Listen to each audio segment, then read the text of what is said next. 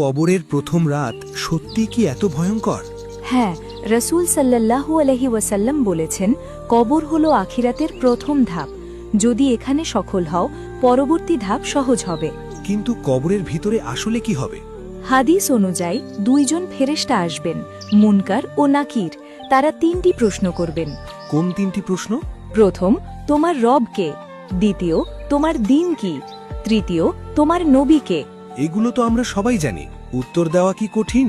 মুখে বলা সহজ, কিন্তু যদি জীবনে পালন না করি তখন উত্তর দেওয়া কঠিন হবে। দুনিয়াতে যে আল্লাহকে মানে, নামাজ পড়ে, হারাম থেকে বাঁচে, সে সহজে উত্তর দিতে পারবে। আর যারা নামাজ পড়ে না? যারা গাফেল ছিল তারা বলবে আমি জানি না। তখন কবর সংকুচিত হবে এবং শাস্তি শুরু হবে। ভয় লাগছে শুনে। কবর কি সত্যি এত সংকুচিত হবে?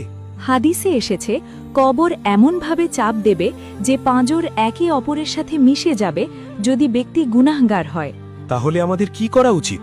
5 ওয়াক্ত নামাজ ঠিক করা, মা বাবার হক আদায় করা, হালাল রিজিক খাওয়া, জীবত ও হারাম থেকে বাঁচা। মানে প্রস্তুতি এখন থেকেই নিতে হবে? অবশ্যই, মৃত্যুর সময় বলে আসে না। আজই যদি আমাদের শেষ দিন হয়।